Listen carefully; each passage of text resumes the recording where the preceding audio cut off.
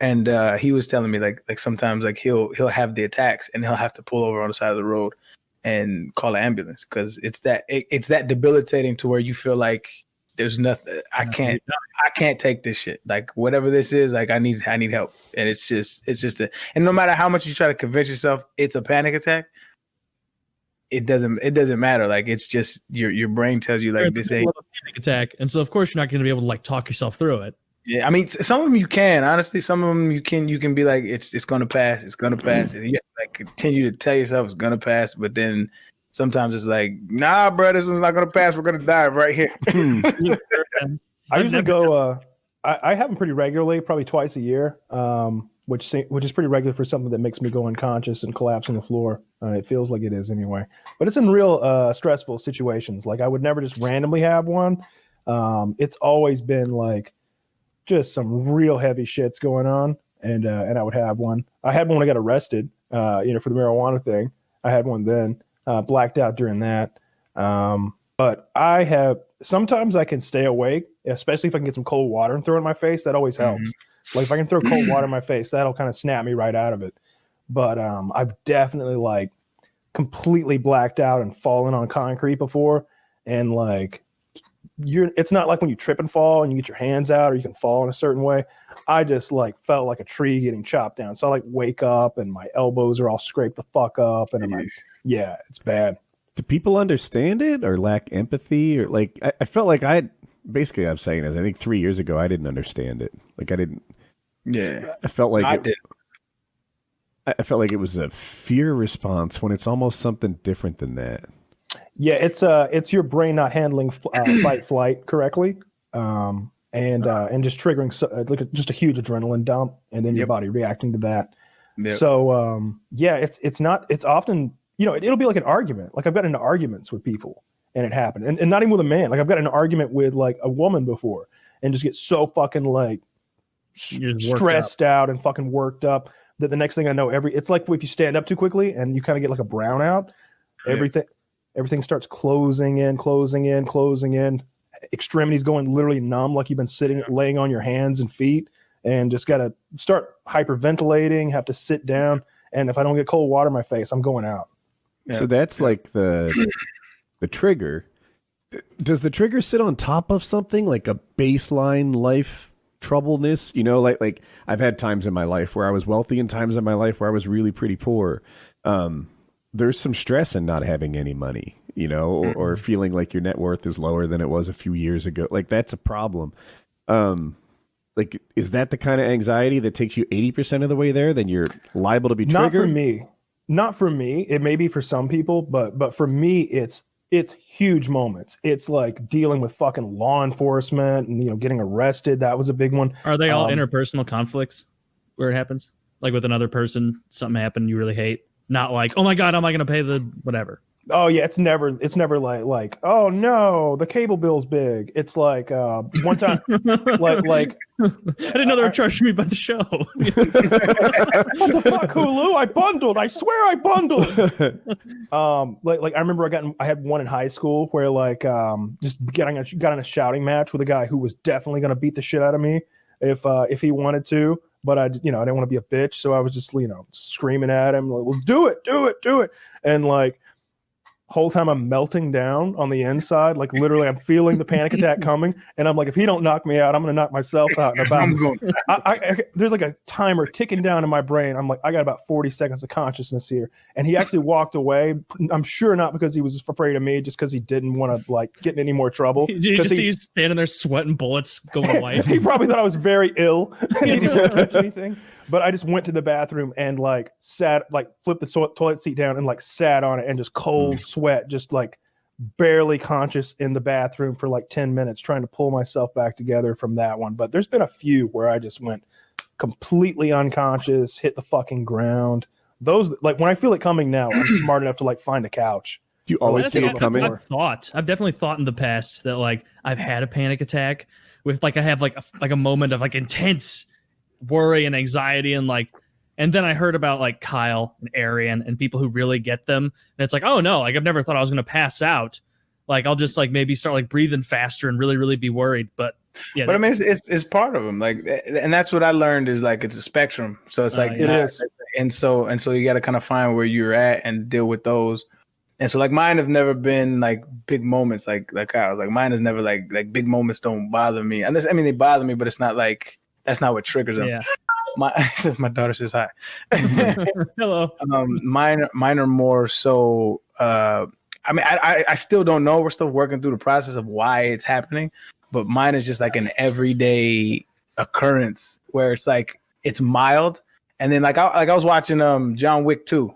Mm-hmm. I was watching John Wick 2, and all of a sudden you feel that adrenaline rush. It's like you could feel the chemicals go boom, and all of a sudden heart goes to 120, 130, and you're just sitting there, and then you feel like somebody's pressing on your chest, can't breathe, palms get sweaty. It's just like, what the fuck is going on? You got to try to calm yourself down, and it's just like it's debilitating. It's like it's just same question. I had another Arian. panic attack. I had another panic attack during pre-sentencing when they're like listing the charges and the potential maximum sentences. Because like what I eventually I'm not laughing at you, bro, but it's funny. No, it's funny. Laugh. It's funny. Kyle's laughed about it many times. Oh yeah, it's fucking hilarious. I know it is. So like I pled to like possession with intent to distribute, but they were trying to hit me with a bunch of nonsense. Like I had a firearm that had been like Cerakoted, like painted, and it made it a little difficult to read the serial numbers. So they were trying to hit me with this federal charge of destroying serial numbers on firearms, and it's like, I didn't even paint the fucking gun. Like a professional like painter painted this gun. And look, you can read them. You just gotta like, get the light a little bit. Squint a little bit. Like scratch it with your fingernail. We can figure this out. I didn't destroy anything. It's right there.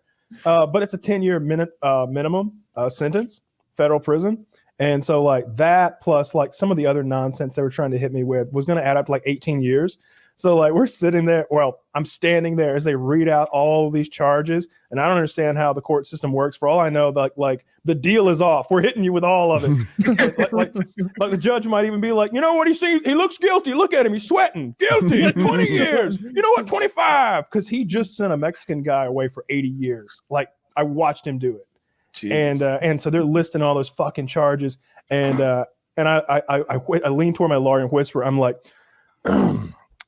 I'm going to hit the floor in definitely less than 90 seconds, but probably less than 60. I'm hitting the fucking floor. So figure that one out for me. How about it?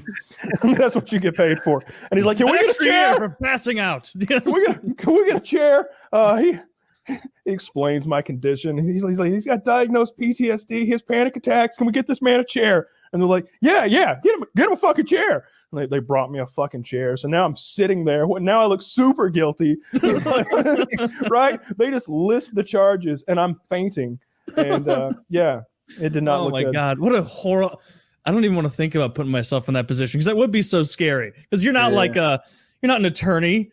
You are just sitting there like 10 years for this, 30 years for this. And in your head, you're like adding up like, I don't know how many years I have left, but it's not this many. I'm 58. Yeah. At a certain point, I kill myself, right? Like, I'm not going away for 20 years. I'm going to kill myself. I just am. I'm not doing 20 years. And all that for a half ounce of weed, though? Yeah. That's crazy. Yeah. It's insane.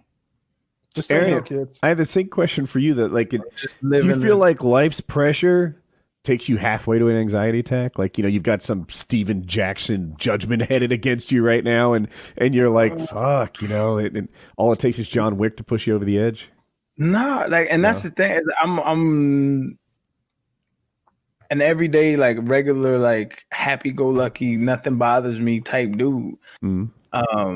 But I think how I've dealt, so if like a woman that I love in my life, if she cries, like my mother or, my ex-lady, if she cries, like my first gut reaction is to laugh.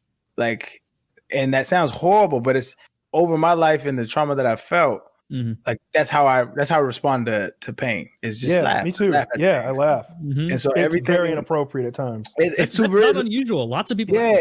So I had to explain to my ex one time because she started crying. I was like, oh man, like that type of shit. And she was like, and that's so disrespectful. I'm like, listen, like it's not you. It's just that's how I compartmentalize what's going on. And I think over the years of me doing that, like pain after pain after pain, that it's just me pushing shit down. Mm-hmm. And maybe I just haven't learned how to deal with the shit that I've actually gone through. Cause like when I was talking to like my psychiatrist, and I'm a lot more open about this type of shit than I used to be in the past. Like in the past, I just avoided this whole conversation. That's good. but it's healthy to talk about this shit. Mm-hmm. So I was talking to my psychiatrist, and I was, as we're talking, like all these memories of like my childhood are popping up that I know about, but I just don't. They're just not there in my everyday life. But like I've never really like explored them. Like how did it make me feel? Like that type of shit. And so as we're digging into my childhood, a lot more of that shit is starting to pop up, and maybe that's helping. I know in this last month I felt a lot better than I have. I still get them, and it's still the presence is still there. But I think this is just going to be a process. Yeah. And I had court mandated like drug counseling, and so they sent me to a psychiatrist, and she was like, I explained the situation. She's like, well, that's bullshit, huh? And I'm like, yeah, I'm glad you agree. I was like, I don't have a fucking drug problem. I just like smoking weed.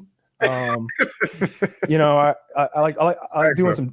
I like doing dabs. Like eating fucking brownies, smoking dabs, smoking flower. I like rolling artistic joints. It's a hobby for me. I enjoy it. It's a hobby. But I haven't smoked in 6 months or whatever it was at the time. I don't have any withdrawals. Like I'm not shaking. I don't have the fucking shakes. Like I want some weed, but I don't. The pot shivers. You didn't get. I don't have the pot shivers. All right. And she's like, yeah, of course not. Marijuana is only addictive for like 1% of the people on the fucking planet. But you have PTSD. You want to work on that? And I'm like, oh yeah, let's do that. And I felt so like just doing talk therapy and doing this form of hypnotism that she was into was super fucking effective. Doing this. That's really dope of her. Yeah, she was great. I think she wanted me to fuck her with her husband there. I think they were into that. The cuckolding or what's up, Debbie? If you hadn't been 58, I'd have been down. You know what would have been funny is if you think it's a cuckold. Right there. You think it's a cuckold scenario, but it's a threesome scenario. When you one or the other, I couldn't tell, but MMF, not the same as MFM, but yeah, don't get that confused, boys and girls. MMF. You guys told me that. I did not know. That's a good life tip. I'm out the loop. Oh, you figured it out. So male, whoa, all right, that kind of party. Hey, tell Arian, Kyle, or male, female, male is the threesome you're probably thinking of, Arian. But when the two M's are next to each other, MMF, that's a bi thing. Male, female. Yeah. Male, female means there's going to be male contact and male female contact. So like, you're gonna be blowing him while you fuck her or something like that potentially. That the pieces all fit together in lots of different ways. You need a PSA about this. This is confusing. Yeah, but male female male means the girl is between the two boys. Male female, really anything goes. And so like if you're soliciting things online, this is important. It's an important search string in porn. Get what you want, all right? Yeah. How about like MFFFM? Like a lot you need a lot of separation in there. Going I've never heard of human that. Centipeding. Let's keep you away. I mean, I guess my go-to when I search porn is mature, actually. So you mentioned that last time. You like That's Debbie. still your jam. Yeah, you. So I'm saying Debbie might have got it, dog. I don't know. Debbie looked like she did Pilates or something. She was put together pretty well. Nice. I like all the women. I still got her card. With it.